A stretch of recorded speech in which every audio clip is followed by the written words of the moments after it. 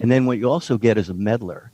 So a meddler is kind of like half tank, half judge. They judge you and then they take over and do it for you because you're obviously not going to be able to do it yourself. I honestly feel like you just set the scene for some new sitcom with three mother-in-laws who are diabolically. Wouldn't that be great? Yeah. I really my mother-in-law is lovely, for the record, if she's listening or watching.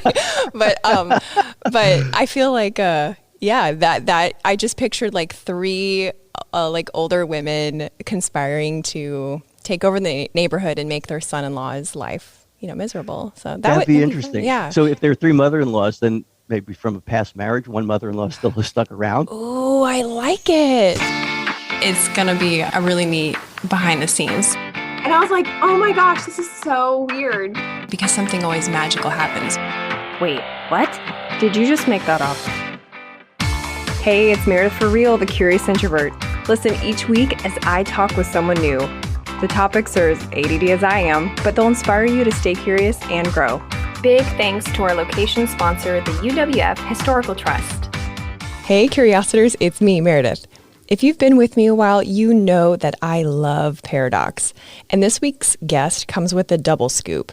The first scoop is that he's a medical doctor turned relationship trainer. Second scoop is his philosophy on dealing with people you can't stand is so that you can bring out the best in them.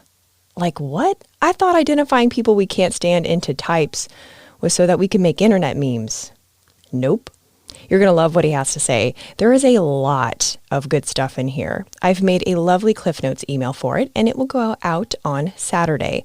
So if you're not yet on my email list and you're in the U.S., you can text REAL to 66866. And if you're outside the U.S., go to meredithforreal.com.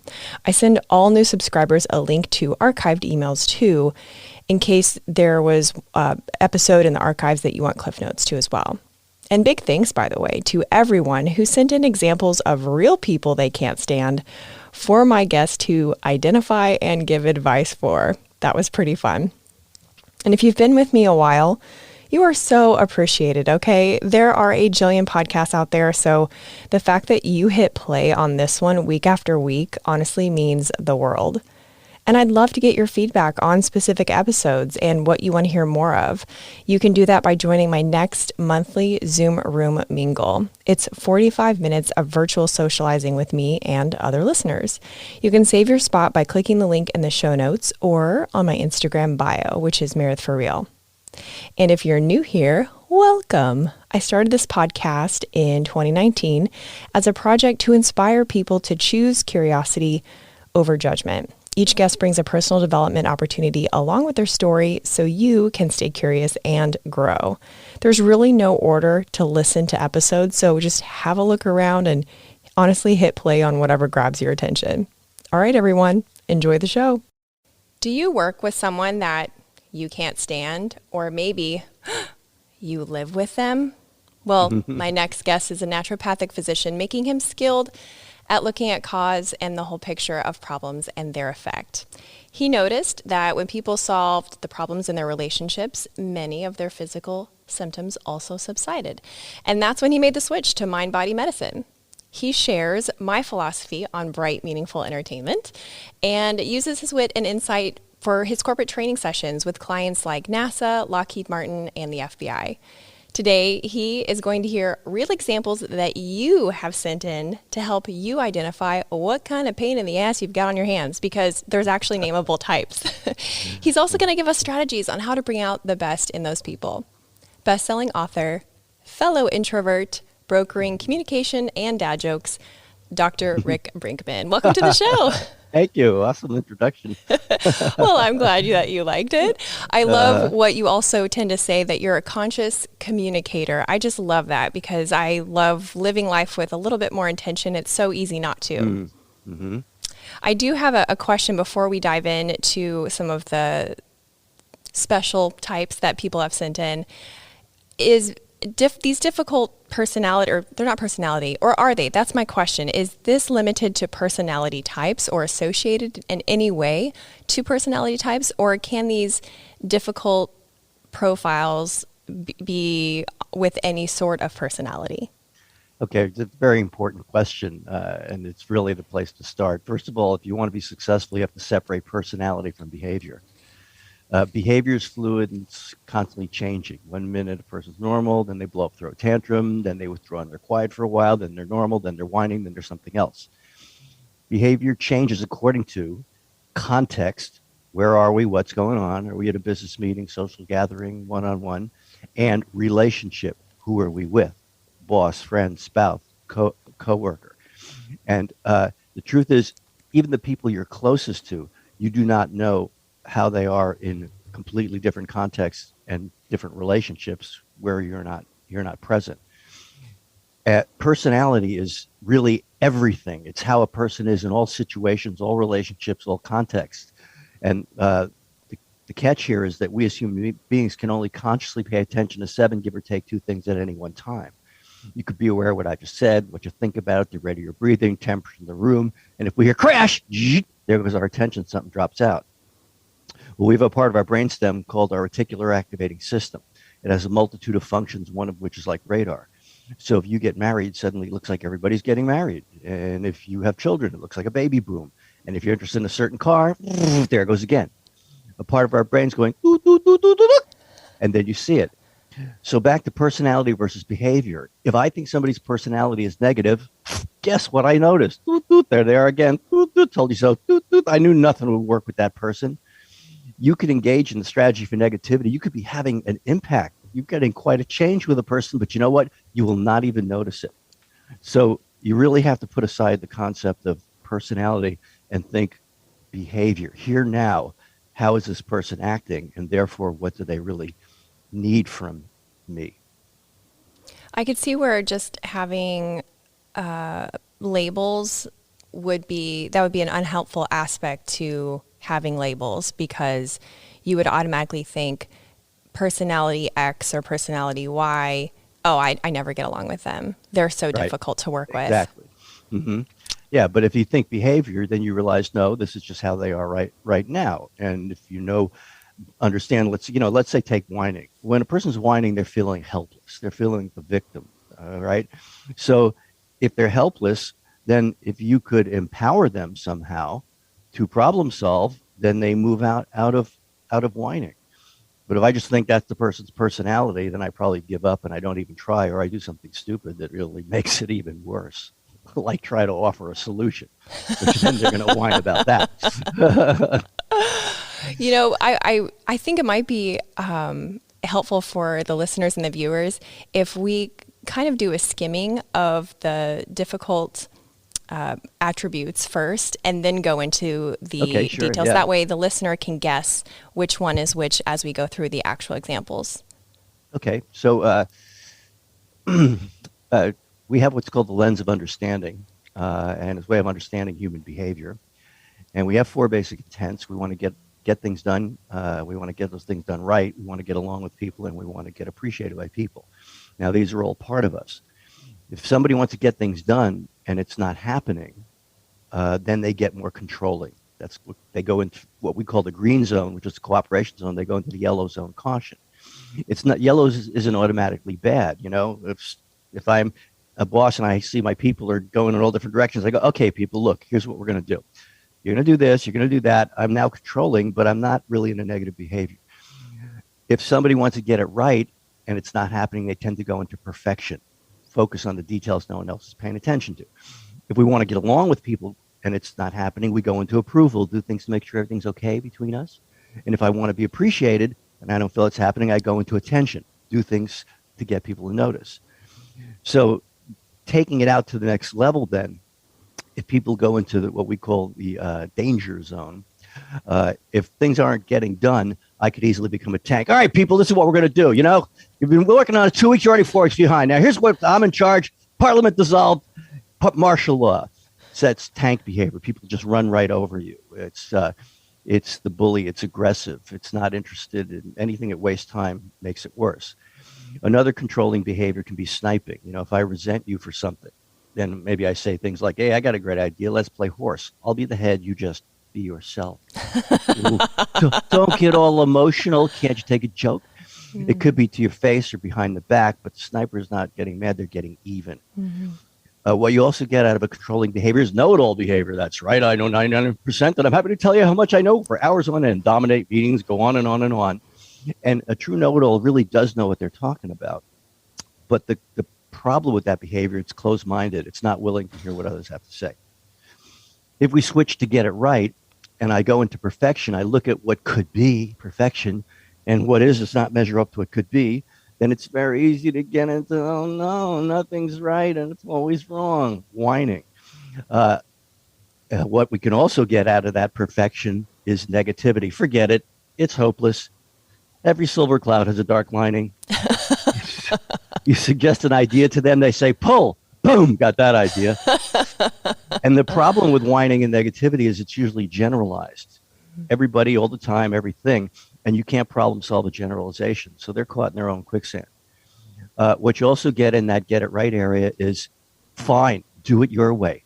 Don't come crying to me when it doesn't work out. And from that point on, I say, nothing. Now, you also get nothing behavior out of a different area of the lens, the get along area, where you want people's approval. So if you don't have something nice to say, I wouldn't want you to be mad at me, so I say, Nothing. Nothing, exactly. On the other hand, if you want something from me, I also want something from you, your approval. So I'm like, agreeable. Sure. Okay. Yeah, I'll do that. Oh, yeah. You need it by Friday? Sure. Oh, you need this on Thursday? Okay. And then things don't get done because in that moment when I'm going, my 7 bits of conscious attention is focused on pleasing somebody. But what it's not doing is task calculations. I'm not thinking about how long this is going to take or what else I have on my schedule. So I say yes, and then things don't get done. If I'm faced with a decision that could hurt somebody's feelings, I say, I'll think about it. Ask me later. Maybe. And that's my final decision. I mean, come on. We've all told the salesperson, I'll think about it. Right. Were you really going to think about Right. it? No. See, that's approval oriented behavior. I feel like the corporate version of that is, let me run that up the ladder. Yeah, absolutely. Where is this ladder? Right. Coming out of attention, not getting attention. Nobody cares. What's the problem with the world today? It's the government's fault. This is what we call grenade behavior. It's the tantrum. Now, the difference between tank and grenade, tank should be in jail, grenade should be institutionalized. Actually, the difference is a level of intent. A tank means to do it. When people go tank, they take aim, but they leave other useful people in office equipment standing. When people go grenade, they blow up in 360 degrees. You hear all this stuff that has absolutely nothing to do with the present circumstances because a tank attack is a demand for action, but a grenade tantrum is a demand for attention. When a tank is attacking, we know what it's about. We may disagree with what they're doing and how they're doing it, but we know what it's about. When a grenade is blowing up, you're usually going, what? Huh? It's just too disproportionate. What you also get out of that attention zone is another kind of sniping. This is friendly fire. People who like you, so they say, I never forget a face, but in your case, I'll make an exception. Just kidding. It's that friendly put-down humor, friendly teasing. It has no ill intent, and it's a way of making connection with people, but sometimes it can have unwanted side effects. And then last but not least, what you also get in that attention area is think they know it all. That's right. I'm an expert, and I believe it too, because when I speak, words come out my mouth, come back in both my ears, and I think, hey, this must be true. I heard it twice. So those are the basic 10 that we started with. And then when we went into, we wrote a follow-up book called Dealing with Relatives.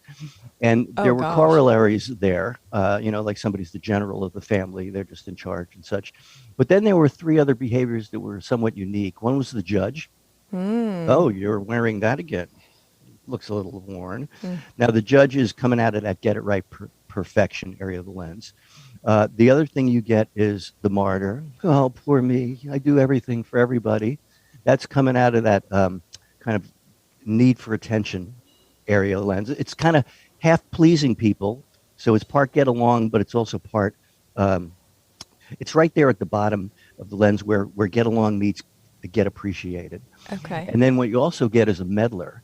So a meddler is kind of like half tank, half judge. They judge you, and then they take over and do it for you because you're obviously not going to be able to do it yourself. I honestly feel like you just set the scene for some new sitcom with 3 mother-in-laws who are diabolically. Wouldn't that be great? Yeah. I really my mother-in-law is lovely, for the record, if she's listening or watching. but I feel like Yeah, that I just pictured like three like older women conspiring to take over the neighborhood and make their son-in-law's life, miserable. So That'd be that'd be fun. interesting. Yeah. So if there are three mother-in-laws, then maybe from a past marriage, one mother-in-law still has stuck around. Oh, I like it. I She's think not even married. The spouse or isn't even married anymore, but she's still being the mother-in-law of this person. I think you have your next sketch on your hands. I think you'd make that would be really funny. Okay, Yeah. so I've got these examples, but to summarize the 10 basic ones, since most Yeah. of the examples that were sent in were work related. The tank, Okay. the sniper, the grenade, the know-it-all, the think they know-it-all, Mhm. the yes person, the maybe person, the nothing person, the no person, and the whiner. Did I get it? Absolutely. You Okay, got it. great. A plus. Well, I wrote it down. I'm a good study. Okay, so here's our first example. She says, this is a listener, she says, the problem that she has at work is people who do not take initiative. She's in sales. She says, I'm highly motivated to complete a task due to the potential compensation. When I work with people who are hourly or who are not being compensated for working quickly, they are less motivated and oftentimes difficult to work with. Yeah. So obviously our listener is task oriented. So they're in that get it done area of the lens. And the other people don't have quite the motivation, but we'd have to know where they are. Like if somebody's more in that attention area of the lens, then really appreciating them is going to go a long way. Oh, thank you. I couldn't have done this without you. You mean so much to this team. I really appreciate the quality of your work. And this is not, in an ongoing relationship, every time this is called blending. When you meet people where they are, you're blending. If you go out with friends and you dress in similar styles or colors, you're blending. You're with a friend in a restaurant, you look at a menu. What are you going to have? What they're going to have to do with what you're hungry and thirsty for? It's not about hunger and thirst. It's about a feeling of rapport, blending. So it's meeting people where they are. So if we give that attention, appreciation to that person, that's what they really need. They don't have the monetary goal that your listener does, but that attention goal and appreciation. So that could motivate them. On the other hand, let's say they're more in the approval area of the lens, then what we have to realize is they're always trying to please people, but they're not going to be making realistic commitments because they can only pay attention to 7 things at once, and they're looking at you and they want to please you. And maybe they could have gotten it done, but then somebody else shows up and they agree, and somebody else, okay, yeah, I'll do that for you, and then it doesn't happen. So if you know that somebody's in that area of the lens, then you can't take yes for an answer. When they say, yes, I'll do it, you go, great, thanks. All right, let's look at what's involved here. You'll have to do this and this. How long do you think that'll take you? Okay. And, and you know what? You got to actually check with that person because you'll need information from them. So tell you what, don't tell me now. Go to them, find out when they can do it, and let's you and I touch base tomorrow, and you tell me what you think is realistic. So I have to slow that process down. And now note when I'm doing that, I'm being friendly and helpful, which is going to blend with where they are in that get along area of the lens. And that's the typical mode of operation for those people. They make commitments they don't keep because they're not doing the task calculations. But if I lay out what they have to do, and even more, I give them time. I say, so let's talk to them and let's talk tomorrow. Because when they're by themselves, everybody has every part in them, so they can think about a task and be realistic about it. It's just in that face-to-face moment, they're not able to. Now, let's say you ask them to do something, and they say, I don't know if I got too much right now. Could I get it to you on Friday? The first thing you should say is, thank you. Thank you so much. I appreciate that you being honest with me. Thank you. That was such a huge step for them to actually be honest with you. And sometimes after you did all that stuff, the task calculations, and you've established rapport with them, that would be, you want to recognize that was the next step in them feeling open and safe with you. And in general, with human behavior, you want to appreciate whatever you want more of from a person. And once they do that, realize, oh, you really thank them for that. And the more safe they are, the more they can be direct with you. So that takes care of those two. But then there could be somebody else who is overly, if they're in that get it right perfection, that they're overly anal about something, and they're going to be analyzing details that may not really need to be analyzed or thought out based on this one project or this one item. So with them, you'd appreciate their attention to detail, but you'd have to give them some clear parameters of this is just good enough, okay? This is really just what we need. But it's more important that we have it by Friday.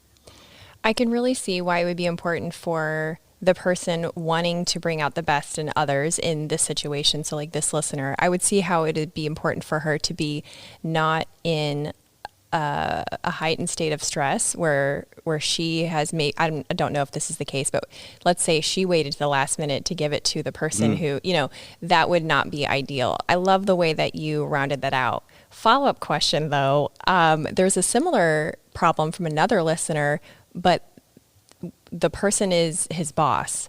And so the boss signs up the team for unrealistic deadlines based on client desires. And so how do you respectfully address your boss in that way? Because the examples you gave would definitely work for that first example where this person was a coworker or maybe an administrative support employee. But what if the person signing you up for more work or saying yes to things that they don't actually have to do themselves is your boss? So we have to consider where the boss might be. They might be in that get along area of the lens. They're trying to please the client customer, which is valid. We certainly want to make that person happy. But we would, if that's the case, at some point we'd have to have a talk with the boss of, first of all, establish we definitely want to please the client. I mean, we're right there with you. The problem is if we make a commitment and then we can't fulfill it, that's certainly not going to please the client.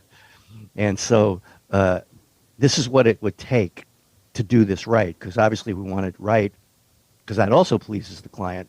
So we probably have to discuss the different things that they're committing to and get the boss to understand what's the timeline really for this type of thing. Like this really takes 3 days. Tomorrow, unless you tell us we're not doing anything else and screw all the other clients, we got to please this one.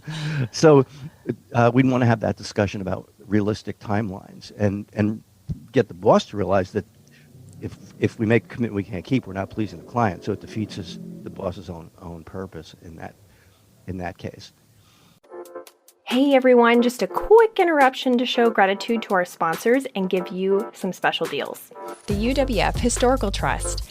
We shoot the show at the Museum of Commerce and the Pensacola Museum of History. And it's not just an amazing step back into the 18 and 1900s, but it's an event space too. And because they love creative collaborations and have spaces for all party sizes, they're pretty much the perfect venue to make your event stand out. So if you need a unique space in downtown Pensacola, take a look at historicpensacola.org. And if you want to tour one of the 12 museums, get your tickets in person so you can show the agent one of my emails and get $2 off an adult ticket. Get emails by texting REAL to 66866. It seems like no one can agree on anything nowadays. But I have found the unifier to unite us all. Mosquitoes suck. Mine were so bad, they were in my car. Have you ever tried to swat a mosquito while driving? Not advised. Insect has been great because they guarantee their work and pollinator care is always top of mind. If you live in the Florida Panhandle or the Gulf Coast of Alabama, give them a call, ensec.net. Now back to the show. So you would reiterate the boss's desire to please the client, reinforcing their motivation to say yes to things that may or may not be possible, and then from there structure it out. Yes, you want to be with the same positive intent. Okay. We both want to please the client. Well, this next person says that their difficult person is a situation where any offer of help or slight criticism is taken as you wanting their job or position. They're constantly on the defense. Do we know what the relationship is? Are they equals in this?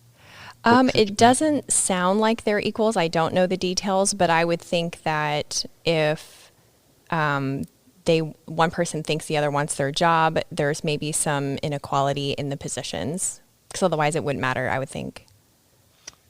So In general, remember you want to establish rapport with people. That's an ongoing thing. So the more you understand where people are in the lens and appreciate them, or make them safe, or bottom line to the point if you're dealing with people in the get it done area, or make sure you look and know the importance of details if they're and get it right. So that's an ongoing thing. And what we'd want to do is, and if this person seems to be defensive, um, maybe we are being too get it done. We're going right to the bottom line of something they can improve. Maybe we have to start with, hey, this is great, and this is great, and this is great, and here's one other thing that we can do to make it even better. One other thing, in addition to, not in contradiction, not that you did something wrong, but here's another way we can, and depending on where they are, right? If they're in that get it right area lens, then this would be another thing we can do to make sure it's really perfection for that client. Or if they're in the get appreciated area lens, we would talk about appreciation, how much the client's going to appreciate them. So you definitely want to establish rapport over the long term in general, and then speak to their motivation. And if somebody's getting defensive, I would say that we probably need to do more catching them in the act of getting it right on an ongoing basis. And then it's just, here's one little thing that we can alter or improve. Not was wrong, but can alter or improve to make things better. So it sounds like in every scenario, instead of jumping to, oh, they're a tank, or, oh, they're a maybe person, it sounds like you start with why. Start with what their potential motivation is, and then build from there. Is that what I'm hearing you say? Yes, absolutely. Okay. You want to recognize. Now, it may seem like people are in one particular area of the lens, but that's the illusion because you only know them in certain contexts and in certain relationships. Somebody can be a total tank, but you wouldn't believe what a wimp they'll turn into in a different context or a different relationship that you never That's get so to see. true. Like when you run into your coworker outside of work and you're like, wow, they're a total dick in the office, but they're like so nice now, they're buying your drinks and stuff. Yeah. So I was interviewing a CEO once to prepare for her a seminar for her company, and she said, "Oh yeah, she's definitely in that get it done control area of the lens when she's at work, and she can easily get stressed out and become a tank." But then she says when she goes home, she becomes a whiner to her husband about the problems at work. Her husband can't understand. How does she possibly run a company? She's such a whiner. But he doesn't get to see her in a that blazing tank glory. That is interesting. Wow. See, that's why people are so interesting and so nuanced. And it's just these little tweaks that can help us understand and see the layers of each other a little bit better. I have a question about virtualness, since many offices and teams are working together in a virtual capacity. Are there any special considerations for virtual interactions like email or text, or virtual meetings like on Zoom? Can you be a little more specific about what the question is in that? Well, like, for example, I used to work for a business broker, and I just loved your book because I was cracking up thinking of myself in different situations. At the time I worked for this business broker, I was going through a stressful divorce, although like all divorces are clearly stressful. But that heightened my quirks. And I was definitely in the get it done and probably get it right, somewhere waning between those two. And I would start emails like, hey, can you send over the transcript that you said you would send yesterday? And then I don't think I even signed it like Meredith, like I just would send it. And he would say, oh, this is great. And next time, let's start with acknowledging the person. Hi, Steve. Great seeing you at the city council meeting yesterday. Can you send over the transcript? So, that is one consideration that I've learned personally in my life. So I'm just wondering, in your experience in leading other corporations through this more virtual transition, if there's any specific tips that would be easy for us to remember of how to humanize that experience a little bit more. Well, I think the mantra is meet people where they are. And so you want to start recognizing where people are in general in the limited context and relationship where you know them. I mean, when you personally do an email, usually we say what we want to say. You're getting it done. I always think that there's 3 rounds in any email. First is boom, you say what you got to say. Then in the second round, you got to turn around and look at it from their point of view. How is this going to sound to them? And then you might add, oh, here, Steve, great seeing you at the meeting. That's where you start adding those secondary things.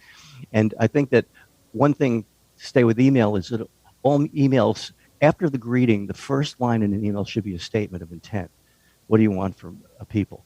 And if you think of communication like a phone number, intent is your area code. It gets you in the right general vicinity with people. You know, I noticed this a lot with couples when I used to do counseling in my early career. Somebody, let's say, is upset about something. Their intent is to clear the air. Good intent. They go to their partner, but they don't speak their intent. They say, you know, I was upset the other day when you said da da da da da da. And, you know, they're saying it nicely. And then the partner hears a sound in their mind like this. Ah! Ah! We are under attack. This is not a drill. Oops, misunderstanding. But if we start with, I love you, I care about you, I have to have something blocking our communication, now they know where you're coming from. Home is not where you go when you're tired of being nice to people. Anytime you speak intent up front, you set up a clear communication, and you always know it's time for a statement of intent if you're worried about somebody taking it the wrong way. And so I would say that, going back to the email, there should be 3 rounds. Round 1, you're just bleh, whatever your reaction to theirs or whatever you want to get out. Round 2, you're looking at it from their point of view, adding the pleasantries, statement of intent. And then in round 3, you should read your email out loud to yourself, because there are secondary messages that we have with our tongue. We read the email, we hear how we are saying it, but the other person doesn't hear that. They're just going to hallucinate freely. So if, let's say, somebody suggested an idea to me, and I go, wow, Mary, that's a great idea, but we'll have to talk to the union about that. Now, if I read out loud, we'll have to talk to the union about that. Now, when I go, no, that tone is saying it's not a big deal. But I can't depend on Mary hearing in that tone. She could be reading, well, I'll talk to the union about that, you know, because she's going to, we hallucinate freely based on our blood sugar curve, our stress level, and everything we've got going on that day. So the 4th layer is like eat a Snickers bar and level your glucose and then send the email. We have so many production ideas, Dr. Brinkman. I think we should do like a skit series together. Okay, I'd love that. That would be fun. I'm a yes. I'm not being a yes person. Okay, so the 3 layers, say them again. Just wrap them up for me. Well, the first round is you're reacting to their email, whatever you think. Or if you're the initiator, it's just whatever, blah, the subject matter, what you're trying to get across, like you wanted the transcript. Okay. Second round, you look at it from their point of view. Yeah, the pleasantries, as you pointed out, let's start with a statement of intent. And then the third round before you hit send is read it out loud to yourself and listen for any secondary messages you have in your tone. That's so good. But I would always say, you got to also know when to bail on email. If you suspect that the other person's upset or you're having a strong reaction to whatever you're hallucinating about, it's better to pull the ripcord and bail on email. Joe, I get this is very important. You've taken your valuable time to write me. If Joe thinks it's important, that's a blending statement. If he considers time valuable, it's a blending statement. So I think the quickest way to resolve this is let's talk on the phone. What's good for you? And then even if they come with a second round, you go out, look, I know it's important. You've written me twice. Your time is valuable. We have to solve this. Here's some times that work for me. Pick whatever works for you. Sometimes you just got to hold that line with people and almost train them when to bail on email and when is it okay to be in writing with people. Interesting. Those are such good considerations. As we wrap up, why, in your opinion, is all this effort and thought worth it? Well, I mean, if people are going stressed out, tank, whiner, negative, whatever, they're making agreements, but they're not going to keep them. I mean, you're the victim of all that behavior. So there's 2 things. One is you keeping people out of the red zone is totally good for you. And secondly, the more flexible you get, you can think of like going to the gym. Oh, good, the know-it-all is going to work out my patience. All right, to listen to them and get them to open their mind. The tank is going to up my assertiveness level to just get to the point and be able to handle a little bit of aggression. So there's always something in it for you. And as you blend with a lot of people, first of all, they don't get stressed out, so therefore they're not going to piss you off in all the ways they could. And secondly, it just makes you better and better in all your relationships, and you stay out of conflict. And that's why the subtitle of the book, Dealing with People Who Can't Stand, is how to bring out the best in people at their worst. Yes, and that's the key, not to just have funny labels to talk about them behind their back, which this episode is not about at all, everyone. So if the listener or the viewer wants to learn more, I know I read this book, but it's kind of the shorter Cliff Notes version, you said. The Cliff Notes. Yeah, I didn't realize that when I got it. Tell everyone what books you have out, where they can find them, and how they can stay in touch with you. Well, Dealing with People You Can't Stand, is in its third edition. It's going into 26 languages now, which kind of surprised me and Rick Kirshner because, certain cultures have some very strict rules about the communication game. Some are more hierarchical and so forth. But it seems to resonate with everyone. I mean, on one hand, that's a shame that everybody in the world can't stand each other. On the other hand, it's good for my business. Ching-ching. And then there's Dealing with Meetings You Can't Stand, which takes it to the next level because all these behaviors can come out in some sort of meeting. And maybe we should do even a follow-up session together on meetings specifically, because that tends to be a context that can bring out the worst in people who otherwise might be at their best. And, they're on Amazon, and I have all kinds of resources on my website with audios and videos, and the Conscious Communication University online class. And so I'm at Dr. Rick, rickbrinkman.com. Well, that's perfect. Well, I hope that everyone does look at those, your website, and order the book, for goodness sakes, because they don't realize it, but meetings are like the unifier of things that we all hate. So we're on to something. Like, we all hate the meeting. Let's make this the best as it possibly can, which I know actually in your book that you talk about how to have less meetings, which I love that. So Thank you so much for being on the show and for taking time to share with us today. This was great. Oh, it's totally my pleasure. Thanks for having me. Thanks for listening. If you liked this episode, you'll also like the one about the impact of ADHD on work relationships and motivation. That's episode 74. Stay tuned next week when I talk with a former homeless man who opened a free rehab center and shelter in his hometown where he was homeless.